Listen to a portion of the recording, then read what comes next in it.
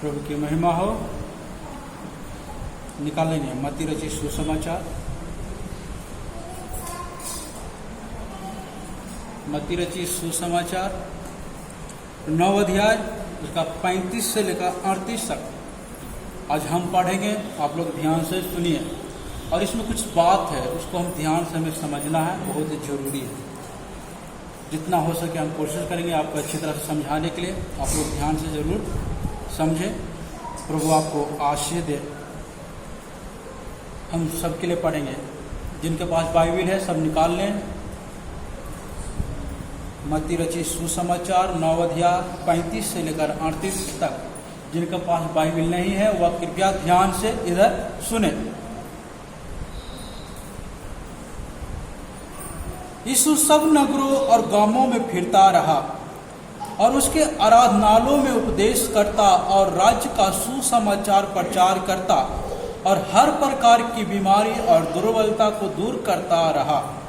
जब उसने भीड़ को देखा तो उसको लोगों पर तरस आया, क्योंकि वे उस भेड़ों के समान जिनका कोई रखवाला न हो व्याकुल और भटके हुए थे।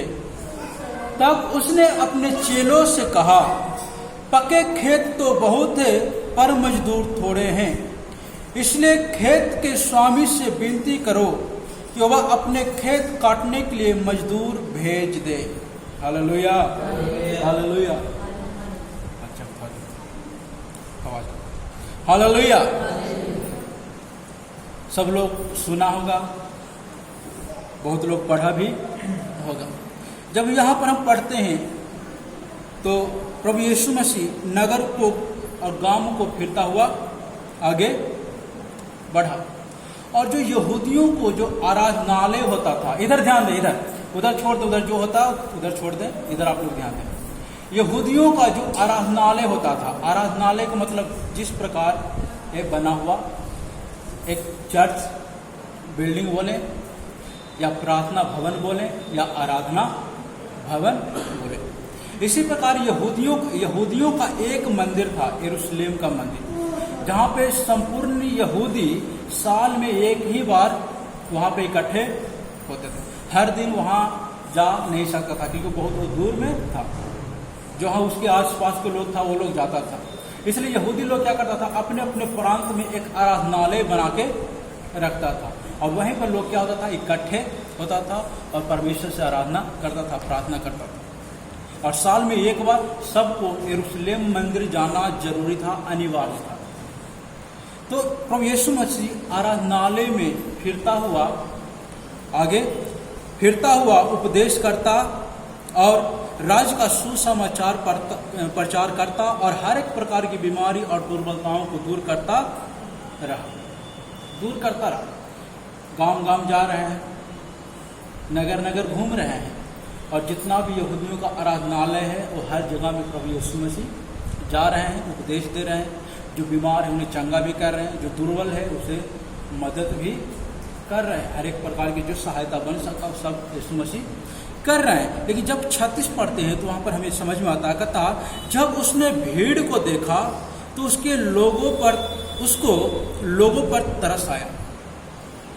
जब प्रभु यीशु मसीह जाते थे कहीं भी तो उनके पीछे पीछे भीड़ चलता था। और यहाँ पर बाइबल बता रही है कि जब प्रभु यीशु मसीह ने भीड़ को देखा तो भीड़ को देख कर क्या आया, तरस आया। यीशु मसीह तरस क्या के लिए आया, आगे हम देखें। तरस आया क्योंकि वे उन भेड़ों के समान जिनका कोई रखवाला ना हो, क्योंकि जो भीड़ था उस वैसे भेड़ के समान था जिसका कोई रखवाला ना हो, कोई चराने वाला ना हो। अगर भेड़ की रखवाला ना हो, चराने वाला ना हो तो इधर उधर भागेगा। आप भेड़ पाल लोगे, अगर आप उसको सही से नहीं चराइएगा, आप अच्छा सा अगुवाई नहीं करोगे, अगर किसी के खेत में जाएगा तो गाली भी सुनना पड़ेगा। तो यीशु मसीह को यही तरस आया कि मेरे पीछे इतना भीड़ लोग आ रहा, लेकिन सब क्या है, उस भेड़ के समान क्या है, व्याकुल है। इसलिए प्रभु यीशु मसीह को तरस आया। और उसके बाद कहते हैं और भटके हुए थे, व्याकुल थे और भटके हुए थे। तब यीशु मसीह अपने चेलों से कहा, तब यीशु मसीह अपने चेला से क्या कहा कि पक्के खेत तो बहुत है पर मजदूर कम है। Hallelujah, hallelujah. उस समय परमेश्वर के राज्य के बारे में प्रचार करने के लिए सिर्फ एक ही व्यक्ति था, वो था प्रभु यीशु मसीह। उसके बाद प्रभु यीशु मसीह के चेला लोग 12 लोग था, क्योंकि हम पढ़ते हैं प्रभु यीशु मसीह ने 12 को भी क्या करता था, 2-2 करके भेजता था प्रचार करने के पूरे अधिकार के साथ। और लेकिन वचन सुनने वाला बहुत ज्यादा था, लेकिन प्रचार करने वाला यहाँ कुछ ही लोग था। इसलिए यीशु मसीह को क्या आया, तरस आया कि सब लोग भेड़ की तरह क्या है, भटक गया है, सब व्याकुल है, सब लोग सुनना चाहता है प्रभु यीशु मसीह के राज्य के बारे में। परमेश्वर का राज्य क्या है, राज्य के बारे में सब लोग जानना चाहता है, लेकिन सुनाने वाला क्या है, कम है।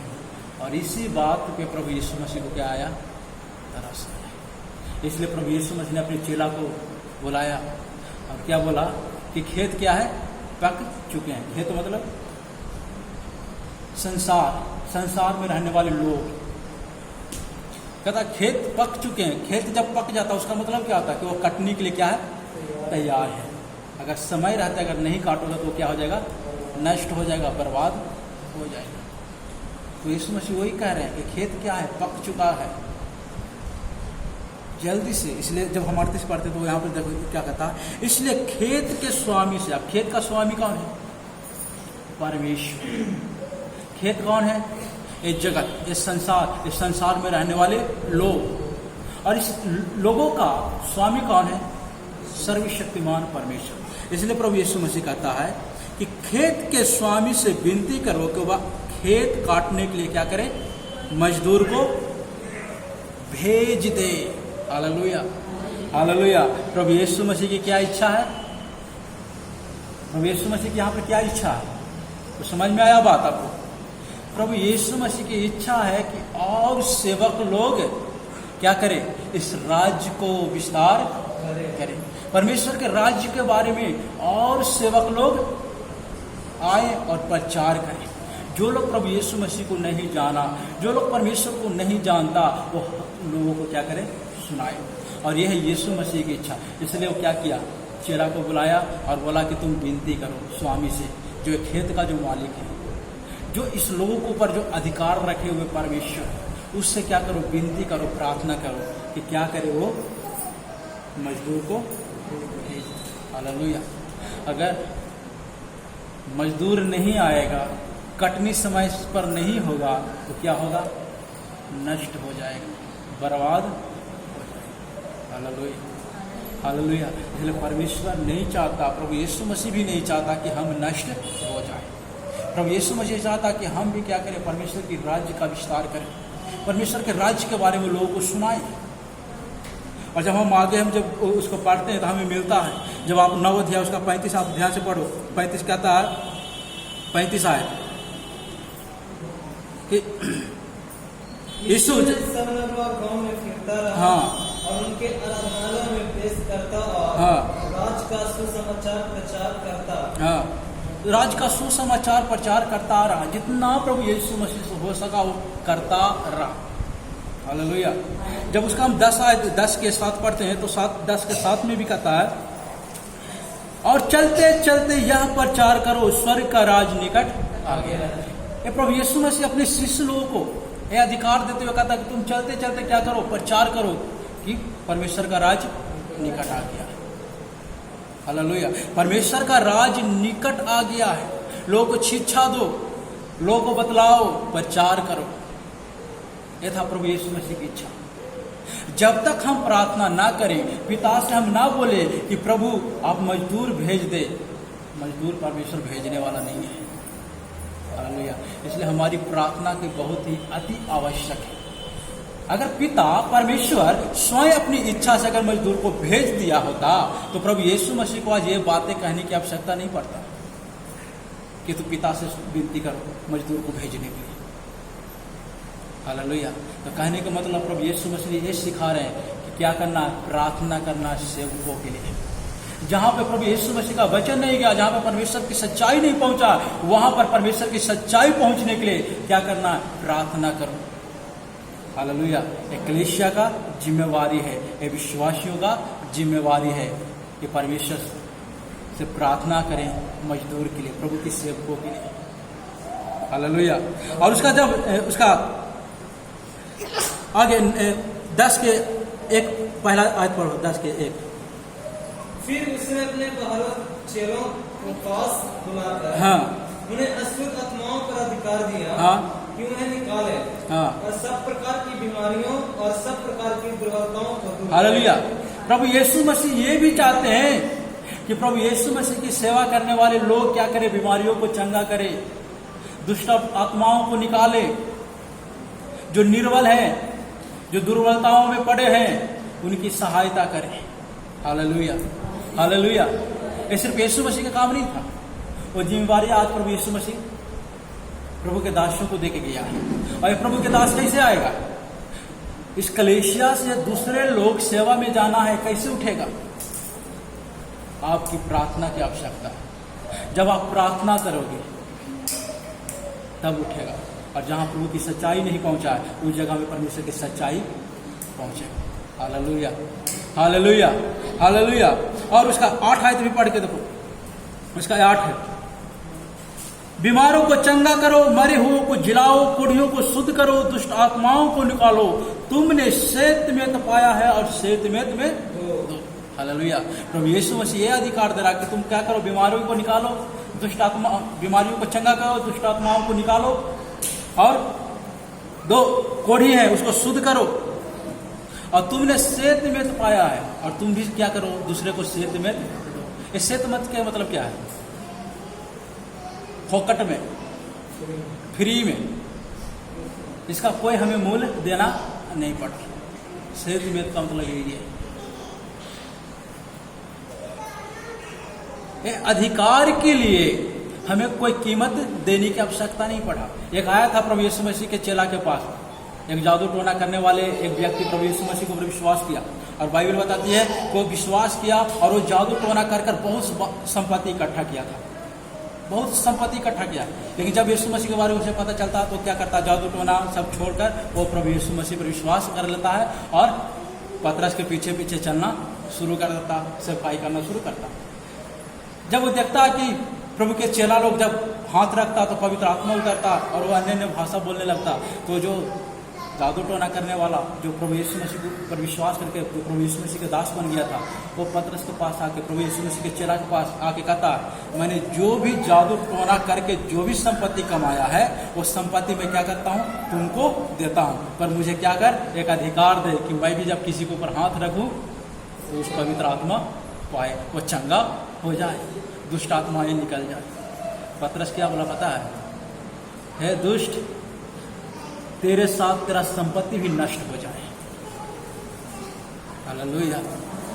प्रभु यीशु मसीह का चला ये बोला कि तेरे साथ तेरे संपत्ति भी क्या हो जाए, नष्ट हो जाए।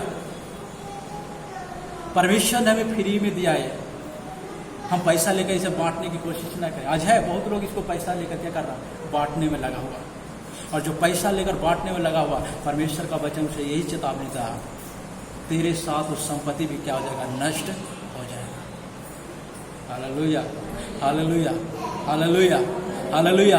प्रभु ने दिया है तो हमें फ्री में ही क्या करना है, लोगों को देना है। और तीसरी बात उसका कहता, दुष्ट आत्माओं को निकालो। पहले प्रचार करो सुसमाचार की, लोगों को शिक्षा दो, उसके बाद लोगों को चंगा करो, उसके बाद लोगों दुष्ट आत्माओं को निकालो। Hallelujah hallelujah. और ये किसकी इच्छा है? प्रभु यीशु मसीह का स्वयं का इच्छा है। इसलिए प्रभु यीशु मसीह चाहता है कि हम मिलकर क्या करें, प्रार्थना करें कि ऐसे प्रभु यीशु मसीह परमेश्वर ऐसे सेवकों को क्या करे, हमारे बीच से, हमारी कलीसियाओं में से, दुनिया से, बिहार से, भारत देश से ऐसे सेवकों को प्रभु यीशु क्या करे, चुन कर बाहर निकाले। क्योंकि वचन क्या कहता, तुमने मुझे नहीं चुना, मैंने तुम्हें चुना है। और भजन से पढ़ते तो वहां कहता, परमेश्वर ने हमें अपने लिए क्या किया, अलग करके रखा है कि हम परमेश्वर के लिए अच्छे काम करें। तो परमेश्वर स्वयं लोगों को चुनने के लिए और ये अधिकार के साथ परमेश्वर लोगों को बुलाने के लिए हम जरूर प्रार्थना करें। हालेलुया।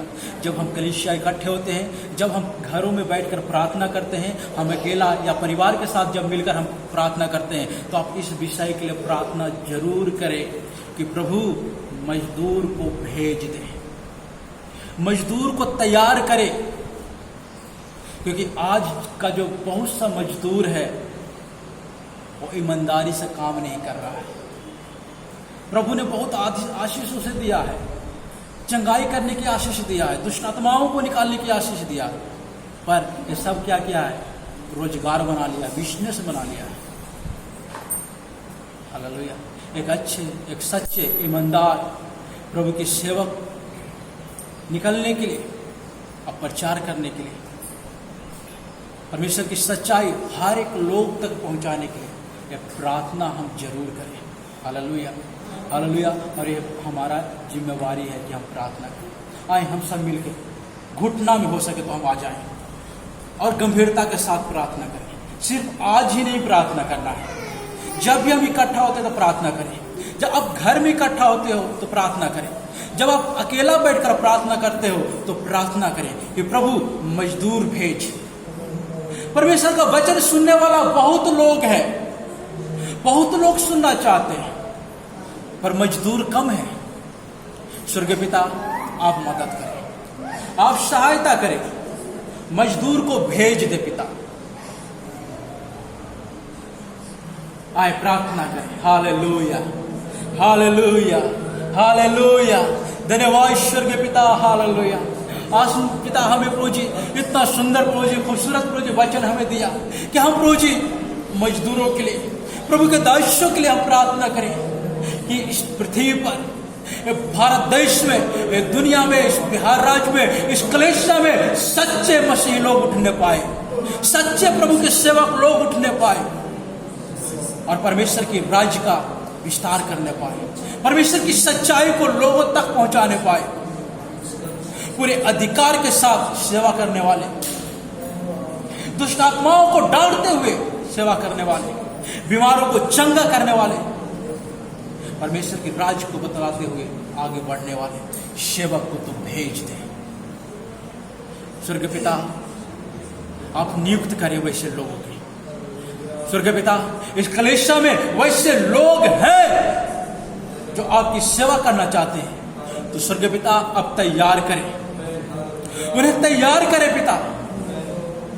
आपकी कृपा उनके ऊपर, आपकी दया, हम प्रार्थना करते हैं, धन्यवाद करते हैं पिता। जितने भी प्रभु भक्त लोग हैं जो सेवा कर रहे हैं, उनके लिए प्रार्थना करते हैं ईमानदारी के साथ प्रभु जी, सामर्थ्य के साथ प्रभु जी, पूरे विश्वास के साथ, आनंद के साथ, विश्वास योग बने रहने के लिए हम प्रार्थना करते हैं। आप मदद करें, सहायता करें, आपकी कृपा हम हर एक लोगों को जीवन में पिता आशीष करें। आपकी कृपा, आपकी दया प्रभु यीशु मसीह होने के लिए हम प्रार्थना करते हैं। एक छोटी सी विनती को पिता है कि समय को इधर उपस्थित हर एक व्यक्ति को जीवन को हम आपके हाथों में सौंपी करते हैं। यीशु मसीह का पवित्र और सामर्थ्य नाम से मांगते हैं, आमीन। Hallelujah, hallelujah.